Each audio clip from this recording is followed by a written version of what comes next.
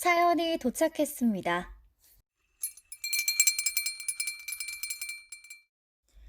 저스트 전희님께서 보내주신 사연입니다. 저는 전역 후에 반년간 세계 여행을 다녀왔습니다. 어렸을 때 동물의 왕국이라는 프로그램을 즐겨봤던 탓인지 가장 가보고 싶던 곳이 세렝게티 초원이었어요. 파란 하늘에 커다란 구름, 드넓은 비포장도로, 꽤나 조화로운 짐승과 자연까지 아프리카를 상상하면 떠오르는 대자연의 모습들이 제게 주는 설렘은 아주 컸습니다. 그렇게 여행을 시작한 지 2달이 지났을 무렵 에티오피아에 도착했습니다. 아프리카 여행은 다른 여행지와는 많이 달랐어요. 정보가 많지 않다 보니까 현지인들한테 아름아름 물어가면서 다녀야만 했습니다.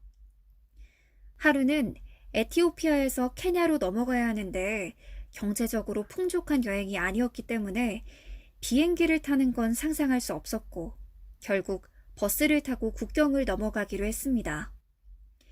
대략 10시간을 이동해야 하는데 글쎄 좌석에 목받침이 없더라고요. 망했다 싶었습니다. 안 그래도 더운데 에어컨도 나오지 않는 공간에서 40명의 승객들이 빼곡히 붙어 앉아서 10시간을 앉아가야 하다니. 그렇게 버스는 출발했습니다. 저를 제외한 모두가 에티오피아 현지인들이었거든요. 그래서 피부색이 다른 제가 신기했나 봐요. 은근슬쩍 쳐다보기도 하고 직감으로 제 이야기를 하면서 웃는 것 같기도 했고요. 또 은근히 말을 걸고 싶어하는 것 같더라고요. 물론 어느 누구도 저에게 먼저 말을 걸어주는 사람은 없었습니다. 그래서 잠이나 자야겠다고 하고 눈을 붙였죠. 시간이 얼마나 지났을까요? 주변이 부산스러워서 눈을 떴습니다. 버스는 잠시 정차해 있었고 창밖에는 물과 음료수, 바나나, 사탕수수 같은 것들을 품은 상인들이 물건을 팔고 있었습니다. 창문을 사이에 두고 다들 이때다 싶어 이것저것 많이 사고 팔더라고요. 저는 먹고 싶은 것도 없었고 괜히 주변의 관심을 끌고 싶지 않았기 때문에 아무것도 사지 않았습니다. 그렇게 버스는 다시 출발했어요. 그런데 마치 제가 잠에서 깨길 기다렸다는 듯이 사람들이 저에게 말을 걸기 시작했습니다. 조금 전에 구매한 사탕수수를 보여주면서 맛을 보라고 하더라고요. 처음 먹어보는 거였는데, 맛이 좋더라고요. 그런데 사탕수수는 단물을 빨아먹은 뒤에 입에 남은 걸 뱉어야 하는데, 달리는 버스 안에서 당최 어디에 어떻게 처리를 해야 할지 모르겠는 거예요. 단물 빠진 사탕수수를 입에 넣은 채로 은근하게 곁눈질을 하면서 주변을 살폈습니다. 앞에 앉은 사람이 당연하게 창문 밖으로 뱉더라고요.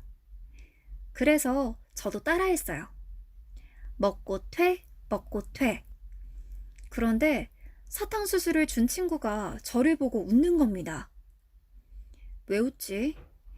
일단 멋쩍은 웃음으로 엄청 맛있다고 엄지를 척 올려 고마움을 표시했습니다. 그렇게 마음의 벽을 하나 허문 듯한 그 친구는 저에게 주변 사람들을 소개해주기 시작했습니다. 낯선 곳에서의 긴장이 풀릴수록 제 손의 사탕수수는 점점 더 늘어나더라고요. 더 먹고 싶었는데 잘됐다 싶어서 주는 대로 사양하지 않고 모두 받았습니다. 사람들이랑 이야기를 나누면서 먹고 퇴, 먹고 퇴를 반복하고 있었는데 뒤에서 누가 제 어깨를 툭툭 치는 겁니다. 헤이! 순간 정말 놀랐습니다. 조심스럽게 뒤를 돌아봤더니 무서운 표정을 한 친구가 손으로 창문을 가리키면서 다 먹은 사탕수수를 창밖으로 버리지 말라고 하는 겁니다. 솔직히 정말 억울했어요.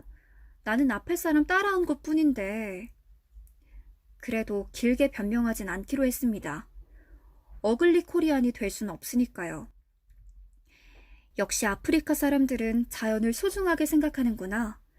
앞으로 남은 여행에서 더 조심해야겠다. 다짐하면서 그 친구와 주변 사람들에게 온몸으로 미안함을 표현했죠.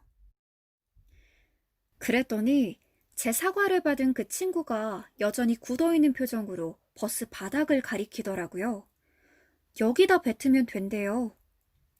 그 친구는 아주 무서운 표정을 가졌지만 사탕수수를 직접 바닥에 뱉으면서 친절하게 시범까지 보여주는 정말 스윗한 사람이었어요. 바닥을 보니까 이미 많은 사람들이 먹고 뱉은 단물 빠진 사탕수수로 가득하더라고요. 아주 사탕수수 밭이었습니다. 그걸 보고 저는 너무 놀라서 웃음이 터져버렸고 당황하는 제 모습을 본 주변 사람들도 한바탕 웃었습니다. 그렇게 버스를 타고 케넬로 향하는 10시간 동안 저는 사탕수수 보이가 되었습니다. 물론 말은 잘 통하지 않았지만 그 친구들과 재미있는 시간을 보냈던 기억이 있네요. 작년 이맘때 코로나 상황이 심각해지면서 한국에 돌아왔는데 벌써 1년이라는 시간이 지났습니다. 많은 분들이 여행도 못 가고 코로나로 인해 힘든 시간을 보내고 계실 텐데 제 이야기를 듣고 잠시나마 웃을 수 있는 시간이 되었으면 좋겠습니다. 사연을 읽으면서 비행기를 탄 기분이었습니다. 귀로 떠나는 여행이었어요. 세계 여행은 많은 분들이 꿈꾸는 죽기 전에 한 번쯤은 해보고 싶은 버킷리스트가 아닐까 싶은데요. 장기간 시간을 내기 어려울 뿐만 아니라 비용적인 면에서도 부담이 되죠. 무엇보다도 전 세계를 누빈다는 게 용기 없이는 불가능한 일이 아닐까 싶거든요. 그래서 저녁 후에 딱 시기적절하게 용기 있는 도전을 하신 것 같아서 멋지고 부럽고 그렇습니다. 코로나 때문에 귀국하게 되셨다고 하니까 이런 상황에 대한 아쉬움이 많이 남을 것 같아요. 그래도 건강이 가장 중요하니까요. 이 또한 시의적절하게 최선의 선택을 하셨구나 생각이 듭니다. 사연을 눈앞에 그림이 그려질 정도로 선명하게 잘 적어서 보내주셨거든요. 많은 분들이 이 사연으로나마 잠시 동안 아프리카를 여행한 기분을 느끼셨을 것 같아요. 특별한 사연 보내주셔서 고맙습니다. 오늘 2345는 여기까지고요. 재미있게 들으셨다면 구독과 좋아요, 알림 설정까지 부탁드릴게요. 아, 잘 자요.